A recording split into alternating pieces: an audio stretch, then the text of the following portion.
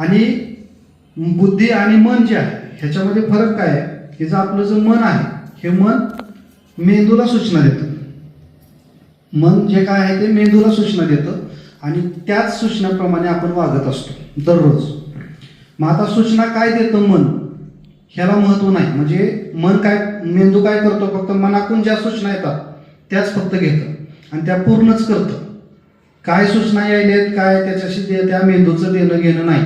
तुम्ही त्याला चांगल्या सूचना द्यायलात का वाईट सूचना द्यायलात ह्याच्याशी मेंदूचं देणं घेणं नाही. फक्त सूचना घेणं आणि त्या पूर्ण करणं. मग ह्या सूचना जे मन देतं हे मन सुद्धा दोन प्रकारचे आहे. एक आहे बाह्य मन आणि एक आहे आंतरमन. बाह्य मन म्हणजे काय की दररोज जे आपण दैनंदिन जीवनामध्ये जागच म्हणजे झोपेतून जागा झाल्यानंतर जे काम करतो का नाही आपण दररोज किंवा विचार करतो. आता तुम्ही विचार करा आता इथं बसलात पण काहीतरी दुसरा एखादा विचार तुमच्या मनामध्ये चालू आहे. ठीक आहे हे बाह्य मन करते. आणि आंतरमन काय असतं सुप्त असतं झोपलेलं असतं. ही एक दैवी देणगी म्हणा किंवा थोडक्यात एक लॉक करून ठेवलंय म्हणायचं थोडक्यात त्याला परमेश्वरानं किंवा कुठल्या दैवी शक्तीनं. का लॉक करून ठेवलंय कारण त्याची ताकद जी आहे ती ह्या बाह्य मनापेक्षा जास्त आहे. 9 पटीनं जास्त ताकद आहे. म्हणजे आपण बर्फ बघतो पाण्यामध्ये ज्यावेळेस टाकतो त्यावेळेस वर 10% भाग असतो आणि 90% भाग खाली असतो पाण्यात. म्हणजे 100% बर्फ असतो पण आपल्याला 90% भाग दिसत नाही. आपल्या मनाचं सुद्धा तसंच आहे. जो बाह्य मन जे आता मी तुम्हाला बोलतोय तुम्ही मला ऐकताय तुम्ही इथं आलेला आहात हे सगळं जी क्रिया घडते ही बाह्य मनानुसार घडते. नॉर्मल एकदम सहज जे बाकी इतर सगळेजण करतात त्या पद्धतीनं. पण आंतरमन जे आहे ते त्याची ताकद किती 9 पटीनं जास्त आहे. पण त्याचा वापर आपण सहजासहजी करू शकत नाही. त्याचा वापर आपण सहजासहजी करू शकत नाही. तो वापर करण्यासाठी विशिष्ट असे आपल्याला थोडीशी हे करावं. म्हणजे पूर्वी जशी लोक तपस्या करायचे ध्यान साधना करायचे आणि मग त्या मनाला जागा करायची. असं सहजासहजी ते मन जागा होत नाही. कारण ते जर सहजासहजी जागा जर दिलं असतं तर माणसाने काही करून ठेवलं असतं. म्हणजे इतकी ताकद त्याच्यामध्ये आहे की आता 2 मुलं आहेत आणि 2 मुलांमध्ये एक हुशार आहे एक डाळ. तसं बुद्धी सगळ्यांना परमेश्वराने सारखी दिलेली आहे. सगळ्यांना सारखी दिलेली आहे. परंतु एखादा ढ असतो एखादा हुशार असतो. हे कशामुळे होतं तर त्याच्या विचारानं होतं. लक्षात घ्या त्याचं मन काय विचार करते ह्याच्यावरून ते घडतं. मग त्याचं मन विचार कुण्या पद्धतीने करतं की त्याच्या आजूबाजूला जी परिस्थिती घडते. आता तुम्ही विचार करा की कुत्रं जे असतं त्या लहान पिल्लू जरी असलं जर लहान पिल्ल्याला जर तुम्ही पाण्यामध्ये टाकलं तर ते पोहत बाजूला येते. लहान म्हणजे 2 दिवसाचा असू द्या डोळे उघडलेले त्याचे असू द्या त्याला तुम्ही पाण्यात टाका ते पोहत बाजूला येतं. आपल्याला ते शक्य आहे का माणसाला पाण्यात असं टाकलं तर पोहत बाजूला येईल का? हा काय कशामुळे फरक आहे कारण त्याला तर बोलता येत नाही वाचता येत नाही ऐकता त्याला काहीच कळत नाही तरी सुद्धा तो पोहत बाजूला आला. पण माणसाचं तसं नाही. तर त्याचं कारण काय कुत्र्याच्या पिल्ल्याला जरी तुम्ही पाण्यात टाकलं तरी तो पोहत बाजूला येतो. त्याचं कारण म्हणजे त्याला पाण्यात बुडून मरतं हे माहीत नसतं. कुत्र्याच्या पिल्ल्याला पाण्यात बुडतंय आणि मरतंय हे माहीत नाही त्याला. पण आपल्याला लहानपणापासून ते संस्कार झालेले आहेत. लहान मुलगा जर तिकडे विहिरीकडे चालला की लगेच मोठी माणसं मागून ओरडतात अरे तिकडे विहीर आहे जाऊ नको तिकडे विहीर आहे पाणी आहे त्यात पडशील मरशील बुडशील. तेच आपण लक्षात ठेवलेलं असतं की पाण्यात पडलं की बुडतंय. ही भीती मनात कुठं अंतर्मनात बसलेली असते. बाह्य मनाने मान्य आहे की दुसरे बघताय आपण दुसरे जण पोहताय पण मला काय येत नाही कारण माझ्या अंतर्मनात ती भीती बसली की मी बुडू शकतो. म्हणजे पाटलाच्या वाड्यात एक गुढी होती म्हणते त्या गुढीच्या जर मनात आलं तर ती 12 हात लांब उडी मारू शकत होती पण कधी तिच्या मनातच आलं नाही. जर तिच्या मनातच नाही तर मग ह्याला मेंदूला जाणार सूचना कशा आणि मग मेंदू त्या पूर्ण करणार कशा. आता बागुलबुवाचं एक उदाहरण आहे तुम्हाला. अंधाराची भीती वाटते की नाही आपल्याला सगळ्यांना. अंधाराची भीती सगळ्यांनाच वाटते. बागुलबुवा काय हे पण कुणालाच माहित नाही. आतापर्यंत त्याचा शोध कुठंच लागला नाही. पण अंधाराची भीती वाटते कारण आपल्याला लहानपणी कुठेतरी आपण रडायला लागलो काहीने कुठेतरी कडेवर घेतलेलं असतं कुणीतरी घेतलेलं असतं तिकडे अंधाराकडे बोट करून दाखवलेलं असतं आपल्याला ते बघ अंधारात बागुलबुवा आहे ते येईल तुला खाऊन टाकेल. आता मोठं झाल्यावर आपल्याला कळलं बागुलबुवा नाही पण अंधाराची भीती गेली का नाही गेली कारण ते आपल्या अंतर्मनात बसलेले. आपल्याला माहिती आहे सगळं आपल्याला एवढं कळतंय की अंधारात भूत नसतंय पण तरी सुद्धा अंधारात गेले की दचकतोच आपण कारण ती अंतर्मनात बसलेली भीती असते. लक्षात घ्या ते अंतर्मनात बसलेली भीती मग काढायची कशी? तर त्याच्यासाठी ते काढण्यासाठी किंवा ते अंतर्मन जागृत करण्यासाठी, आता अंतर्मन जागृत करणं एवढं सोपं काम नाही. काही काही वेळेस तुमचं अंतर्मन ऑटोमॅटिकली जागं होतं, काही काही वेळेस अंतर्मन ऑटोमॅटिकली जागृत होतं आणि तुमची ताकद 9 पटीने वाढते त्यावेळेस. पण ते जागं नैसर्गिकरित्या कधी कधी होतं. म्हणजे समजा आता एक उदाहरण तुम्हाला छोटंसं सांगतो. एक 2 मुलं जंगलामध्ये फिरत फिरत गेले. त्यातला एक होता 4थीचा आणि एक होता 12वीचा. आता त्याच्या वयात अंतर खूप झालं, बरोबर आहे. आता 12वीचा मोठा आणि 4थीचा म्हणल्यानंतर लहान.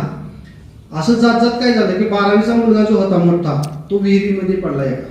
त्याला पायऱ्या नको, काय नको, पाणी नको, खाली कोरड्या ह्याच्यामध्ये पडला, वर कसं यायचं. आता 4थीचा मुलगा जो आहे तो बघतोय की आता कसं करायचं, त्याला काढायचं कसं, वरडतोय, आजूबाजूला बघतोय, लांब लांबपर्यंत कुणीच नाही. आता त्याला करायचं काय, त्याला तिथं कुठेतरी रस्सी दिसते. तो पळत जातो आणि रस्सी घेतो आणि खाली सोडतो आणि इतक्या जोरामध्ये तो रस्सी धरून हे करतो की तो 12वीचा मुलगा जो तो धरून वर येतो. मग हे गावात जातात आणि गावात सगळ्याला सांगतात की असं असं झालं, मी खाली पडलो होतो आणि ह्यानं रस्सी धरली. लोक म्हणतात हे कुठं शक्य आहे का, तू किती 4थीचा ते 12वीचा असं कुठे शक्य आहे का. कुणाचाच विश्वास तिथं बसलेला. मग तिथं एक ज्येष्ठ माणूस बसलेला होता. तो मात्र म्हणला की हा हे खरं आहे, मला पक्का विश्वास आहे की तू ते काढला असेल त्याला. मग बाकीचे म्हणतात असं कसं काय, त्यानं कसं काय काढलं असेल. तर त्याचं कारण असं होतं की त्याने रस्सी खाली टाकली. का टाकली, त्याने इकडे तिकडे बघितलं, दूर दूरपर्यंत आपल्या मदतीला कोणीही नाही. म्हणून त्याच्या मनाने ठरवलं की आता आपणच प्रयत्न करायला पाहिजे. आणि त्याने ती रस्सी धरली, इतक्या जोरामध्ये ती रस्सी धरली. का धरली, कारण त्याला सांगणारं कोणी नव्हतं की तुला हे जमत नाही, तुला हे जमत नाही असं सांगणारं तिथं कुणी सुद्धा नव्हतं. आणि त्याच्यामुळे त्याला ते जमलं. आता आपण एखाद्या गोष्टीची सुरुवात करतो. एखाद्या गोष्टीची सुरुवात केल्यानंतर 10 लोक जर आपल्याला भेटत असतील, तुम्हाला आयुष्यामध्ये बराच अनुभव येईल, बऱ्याच जणांना आला असेल. 10 लोक जर भेटली तर त्यातले 8 लोक जे आहेत तर ते आपल्याला चांगलं सांगणार नाही, तुला हे जमणार नाही असंच म्हणणार. आणि 2च कोणीतरी असतील की ते म्हणतील की बाबा हां तू करू शकतो, तू कर. पण आपल्या मनावर परिणाम कोणाचा होतो, त्या 8 लोकांचा होत असतो, त्या 2 लोकांचा जास्त परिणाम. कारण निगेटिव्हिटी लवकर पसरते, निगेटिव्ह विचार लवकर पसरतात, पॉझिटिव्ह विचार लवकर आपल्या मनामध्ये घेत नाही. कारण नैसर्गिकरित्या आपल्या कसं आहे की आपण निगेटिव्ह विचार लवकर घेतो. म्हणजे समजा कुठेतरी देवासारखा मुलगा जन्माला आला किंवा देवासारखा दिसतो, देव आहे असं म्हटलं तर ते लवकर पसरणार नाही, ती बातमी लवकर पसरणार नाही.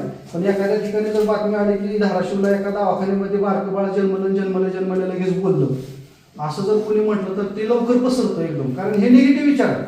हे निगेटिव्ह विचार खूप लवकर पसरतात आणि आपल्या अवतीभोवती तसे निगेटिव्ह विचार देणारे लोक असतात. आणि त्याचा परिणाम कळत न कळत, जसं आता अंधाराचं मी तुम्हाला उदाहरण सांगितलं, जशा पद्धतीने बागुलबुवाचं उदाहरण सांगितलं, तसं न कळतपणे ते विचार जे आपल्या मनामध्ये बसलेले असतात ते विचार आपण काढू शकत नाही. आपण ते विचार मनामधून काढू शकत नाही, ते अंतर्मनामध्ये फिट झालेले असतात. आणि अंतर्मनाची ताकद एवढी आहे तुम्हाला सांगतो की आता सांगितल्याप्रमाणे की हे जे काय आता मोठे मोठे लोक आहेत जे चंद्रावर गेले किंवा जे मोठे मोठे शोध लावतात, हे काय आपल्यासारखीच माणसं आहेत. 2 पायाचेच आहेत, त्यांना पण 2च पाय आहेत, आपल्याला पण 2 पाय आहेत. आता तुम्ही तुमच्या क्षेत्राशी निगडीत जर विचार केला तर कित्येक असे डान्सर आहेत ते जगामध्ये गाजलेले आहेत, ते पण आपल्यासारखीच माणसं आहेत. परंतु त्यांची इच्छाशक्ती प्रबळ आहे, त्यांची इच्छाशक्ती खूप मोठी आहे. त्या इच्छाशक्तीच्या जोरावर ते तिथपर्यंत गेले. आता आपल्याला सपोर्ट करणारे लोक कमी असतात, त्याच्यामुळे आपल्यामध्ये निगेटिव्हिटी जास्त आलेली असते. आणि ती निगेटिव्हिटी मनामध्ये बसलेली असल्यामुळे काही वेळेस आपल्याला काय होतं, आता मी सगळ्यांच्यामध्येच निगेटिव्हिटी आहे असं मी म्हणत नाही, परंतु माझ्या अनुभवानुसार जर 90% लोकांना आपण विचार केला, 90% लोकांचा, तर 90% लोकांच्या मनावर परिणाम झालेला असतो इतर विचारांचा, जो आपल्याला कळून येत नाही. आपल्याला कळून येत नाही. आपण आता किती वेळेस, आता तुम्ही स्टेप शिकत असता, काही स्टेप शिकत असताना एखादी स्टेप तुम्हाला बऱ्याच वेळेस जमत नाही.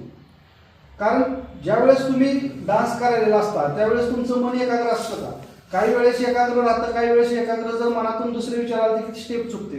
कारण मेंदू फक्त ते मनाचं ऐकत असतो, बाकीच्या कुणाचं ऐकत नाही. पुढं काय करायला हे किंवा डोळ्याने जे काही दिसतंय त्याची पण सूचना मनाकडे आधी जाते, मनाकडून पुन्हा मेंदूकडे जाते. मेंदू काय सूचना देतोय मनाला, आपलं मन मेंदूला सूचना काय देतोय, हे सगळ्यात महत्वाचं आहे. सगळ्यात महत्वाची ती गोष्ट आहे. आणि ह्या जर निगेटिव्ह सूचना आपण जर आपल्या मेंदूला देत असेल आपल्या मनातून, तर त्याचा परिणाम हा वाईटच होणार. वाईट जर सूचना देत असेल तर वाईटच होणार, चांगल्या सूचना देत असेल तर चांगला होणार. कारण मेंदूला चांगला आहे का वाईट आहे हे कळत नाही. त्याला चांगलं वाईट काहीच कळत नाही. त्याला फक्त सूचना घेणे आणि त्या पूर्ण केल्या. तुम्ही चांगल्या सूचना दिल्या की ते चांगलंच होणार आणि तुम्ही जर वाईट सूचना त्या मेंदूपर्यंत दिल्या तर ते, आता मी सूचना दिल्या असं जर म्हटलं तर तुम्हाला वाटेल की आम्ही कुठं सूचना देतो. तुम्ही जो विचार करतो तीच सूचना त्या मेंदूकडे जात असते. लक्षात घ्या, तीच सूचना. म्हणजे आता तुम्ही विचार करा की काही दिवसापूर्वी जे तुम्ही होता किंवा तसा विचार करत होता तशी परिस्थिती तुमच्यापाशी आत्ता आलेली असते. तशी परिस्थिती तुमच्या अवतीभोवती निर्माण झालेली असते. काही दिवसापूर्वी जर तुम्ही निगेटिव्ह विचार करत असाल तर आता तुम्ही निगेटिव्ह बनत चालला. काही दिवसापूर्वी जर तुम्ही पॉझिटिव्ह विचार करायला लागला तर आता तुम्ही पॉझिटिव्ह बनत चाललाय. हा फरक आपल्यामध्ये आहे.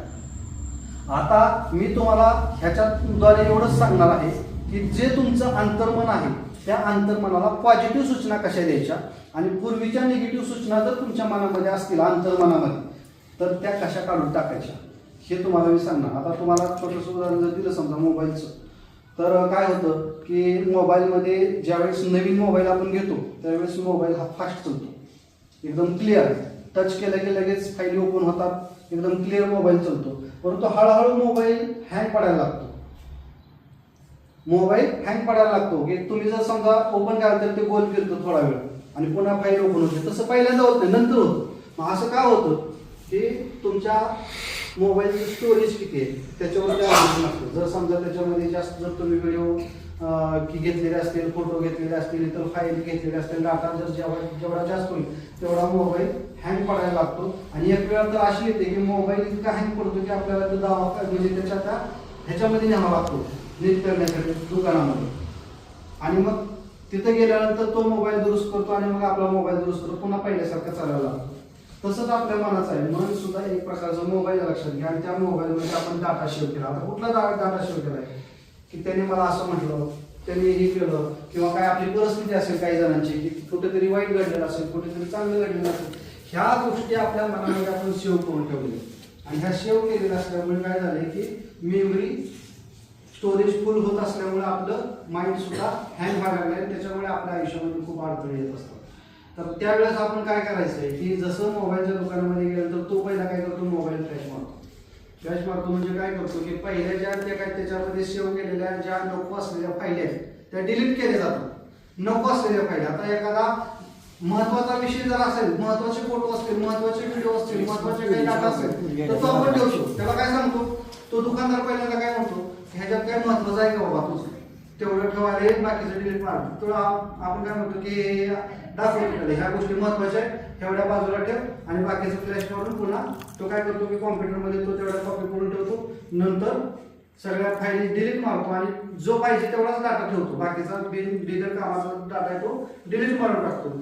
तसं हिप्नॉटिझमचं काम आहे की तुमच्या मनामध्ये नको असलेल्या ज्या गोष्टी आहेत, नको असलेला डाटा जो आहे, नको असलेल्या फाईली आहेत त्या आम्ही डिलीट करून टाकतो. डिलीट करून टाकतो म्हणजे त्याचा असं म्हणजे तुम्ही म्हणाल की आता काय माझ्या कुठली फाईल डिलीट होणार काय, असं काही नाही. नको असलेले म्हणतो आम्ही. नको असलेले म्हणजे कोणते, एखाद्यानं तुम्हाला चिडवले, बरेच दिवस आपल्या लक्षात राहते, एखाद्यानं चिडवले बरेच दिवस लक्षात राहते. लक्षात राहतं म्हणजेच ते आपल्या मेमरीमध्ये आपण ते डाटा सेव्ह करून आणि मग त्याचा त्रास आपल्याला बराचदा होतो. तो माणूस समोर दिसू किंवा न दिसू, जर तो माणूस असेल त्याच्या माणसाचा विचार डोक्यात आपल्याला की त्यानं काय चिडवलंय आपल्याला हे सुद्धा आपल्या लक्षात येतं आणि मग त्याचा त्रास होतो. खूप त्रास होतो, इतका त्रास होतो की काय काय वेळेस आपण कामधंदे सगळे सोडून देतो, तोच विचार करत बसतो की अरे मला त्यानं चिडवलं होतं. आणि त्याचा परिणाम आपल्या शरीरावर, आपल्या मनावर, आपल्या पुढच्या जीवनावर काय होतं हे आपल्या लक्षात येत नाही त्यावेळेस. पण ज्या वेळेस आपल्याला कुठेतरी असं अडचण येते, ज्या वेळेस वेळ निघून गेलेली असते, मग त्या आपल्या लक्षात येते की अरे त्याने चिडवलेलं त्याचं काय एवढं मनावर आपण घेऊन बसलो होतो आणि विनाकारण घेऊन बसलो होतो, त्याचा काहीच फायदा आपल्याला झाला नाही.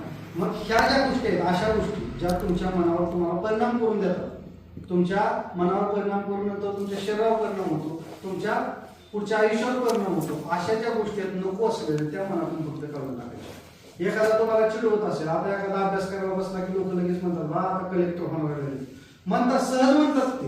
ही लोक निगेटिव्ह लोक काय करतात, आपल्या घरचे सुद्धा असतात, बाहेरचेच म्हणून नाही, घरचे सुद्धा जर समजा आपण त्यांच्या मनाच्या विरुद्ध काहीतरी अभ्यास जास्त करायला हे करायचं, कुठं आता कलेक्टर व्हायला, कुठं शिकून मोठे व्हायला लागले, बघ ते लगेच उदाहरण कुणाचं तर देतात, शेजारचं बघ ते कुठं शिकला, एवढा शिकून त्याला काय फायदा झाला, हे निगेटिव्ह विचार आहेत आणि हे मनातच बसतात आणि मग आपल्याला कळत नाही ते, पण त्या अंतर्मनात गेलेलं असतात. अंतर्मन काय विचार करतं त्यावेळेस सूचना काय जातात मेंदूकडे, काय शिकून कुठं फायदा कुणाचा व्हायला, शिकून कुणाचा फायदा व्हायला, असे विचार ज्यावेळेस त्या आपल्या ह्याच्याकडे जातात मेंदूकडे आणि मग आपल्याला आळस यायला लागतो, मग आपण अभ्यास करत नाही.